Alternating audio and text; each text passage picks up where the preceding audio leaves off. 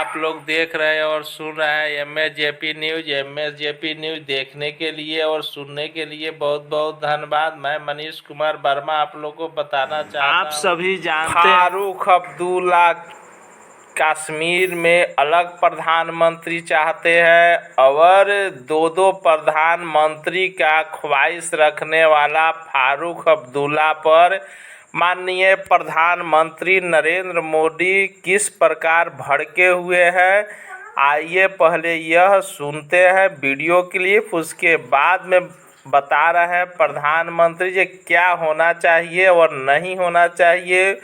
आइए सुनते हैं प्रधानमंत्री का जवाब। के सूत्रधारों में से एक, महागठबंधन के सबसे तगड़े साथी, नेशनल कॉन्फ्रेंस, फारूक अब्दुल्ला साहब, उनके बेटे उमर अब्दुल्ला साहब की पीढ़ी प्राइवेट कंपनी।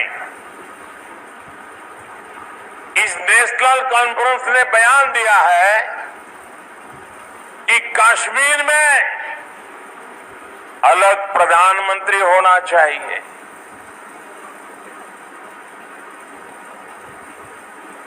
आप मुझे बताइए, देश बना फारूक अब्दुल्ला, कांग्रेस के साथी पार्टी की ये मांग फारूक अब्दुल्ला बोला था आपको मंजूर है?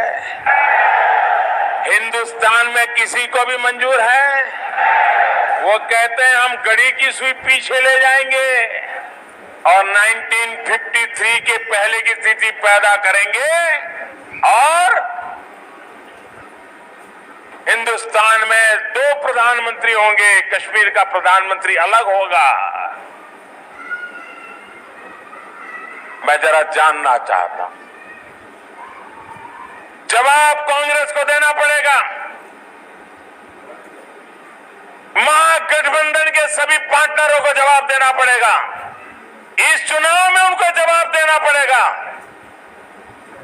क्या कारण है कि उनका साथी दल इस प्रकार की बात बोलने की हिम्मत कर रहा है?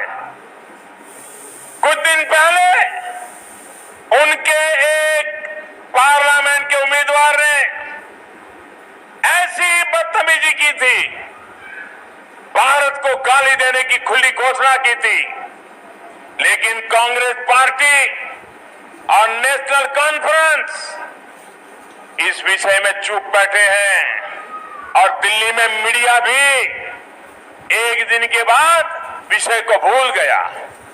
आज उन्होंने दूसरी हरकत की है, उन्होंने कहा है कश्मीर का अलग प्रधानमंत्री होगा।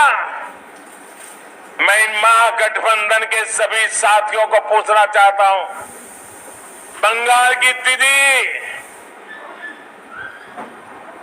बहुत चिल्लाती है, आप जरा जवाब दीजिए।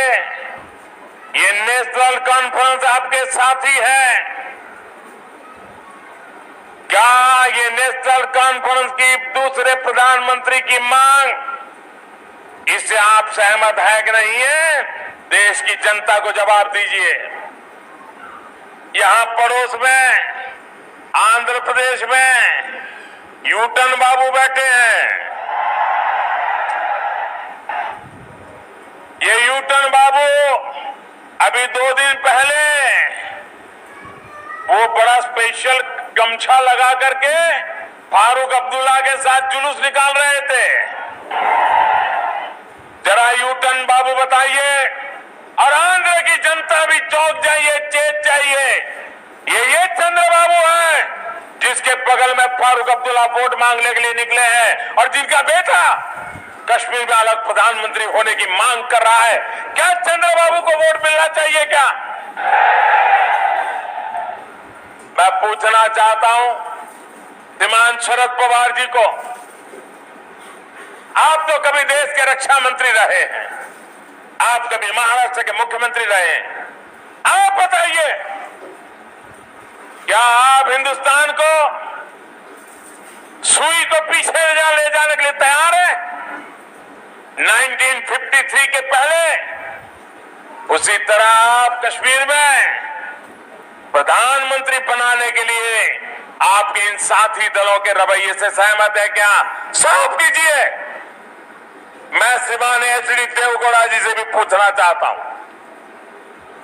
देवगौड़ा जी, आप देश के प्रधानमंत्री रह चुके हो, आपका बेटा मुख्यमंत्री है, आपके परिवार के सारे लोग इस लोकतंत्र में वोट की राजनीति का मजा ले रहे हैं। जरा जवाब दीजिए देवगौड़ा जी।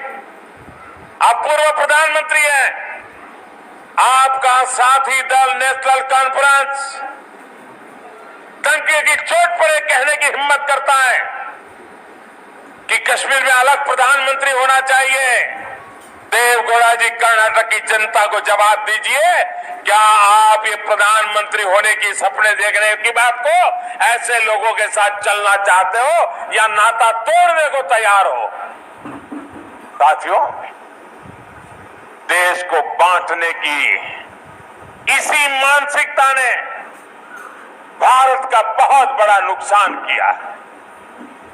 मत भूलिए, 2-3 दिन पहले ही नेशनल कॉन्फ्रेंस के एक नेता आतंक सरपरस्तों के लिए, पाकिस्तान के लिए जिंदाबाद के नारे लगाए थे। इस बयान के बाद कांग्रेस के सारे बड़े नेता चुप्पी साध करके बैठ गए थे। कांग्रेस की यही मानसिकता है जो देश विरोधी ताकतों को मजबूत करती है। इसी मानसिकता की वजह से ये लोग एयर स्ट्राइक पर सवाल उठाते हैं। इसी मानसिकता की वजह से ये लोग सर्जिकल स्ट्राइक पर सवाल उठाते हैं, सेना के पराक्रम का अपमान करते हैं। यही मानसिकता है जो उन्हें डोकलाम विवाद के समय चीनी राजदूत से मिलने के लिए जाने की प्रेरणा देती है। इसी मानसिकता की वजह से ये सेना को गाली देते हैं, सेना को कटघरे में खड़ा करते हैं। इन लोगों को मैं कहना चाहता हूं, कान खोल करके सुन लीजिए। अरे चुनाव तो आएंगे जाएंगे, लेकिन ये लोग लिख करके रखें, जब तक मोदी है, जब तक मोदी है, आपकी साजिशों को कभी कामयाब होने नहीं देगा।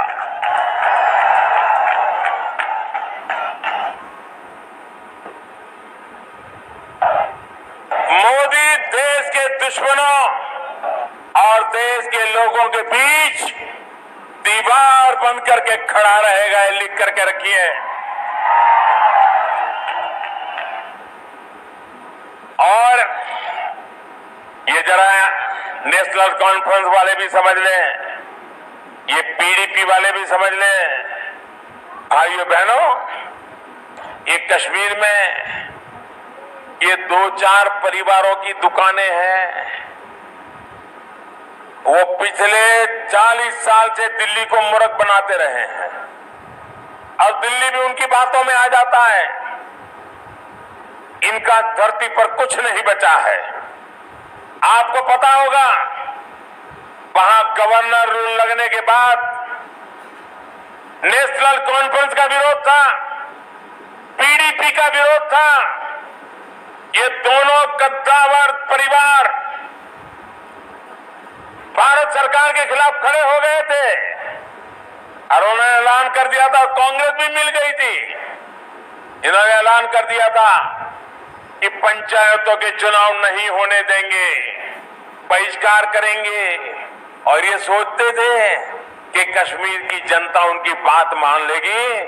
मेरे देशवासियों, अच्छी होगी कि अब्दुल्ला परिवार, मुफ्ती परिवार, कांग्रेस के लोग ऊपर से नीचे टपक पड़ते रहे, कूदते रहे, चिल्लाते रहे। पंचायत के चुनाव हुए, 70-75% वोटिंग हुआ और 30,000 से ज्यादा लोग चुन करके आज वहां पंचायतों में कारोबार चला रहे हैं। उन्होंने इनका बहिष्कार कर दिया। जो चुनाव का बहिष्कार करने के लिए निकले थे, उनका बहिष्कार कश्मीर की जनता ने कर दिया था। जिनका धरती पर कुछ नहीं बचा है, वो कांग्रेस के लोगों के कुर्ते पकड़ पकड़ करके देश को धमका रहे हैं। अब जमाना चला गया, कांग्रेस नहीं है, मोदी है।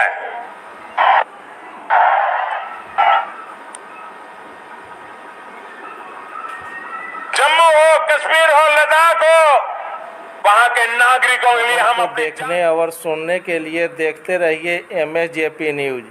सत्य, संघर्ष और अपना ज्ञान बढ़ाने के लिए देखते रहिए MSJP न्यूज। जय हिंद, भारत माता की जय, जय श्री राम।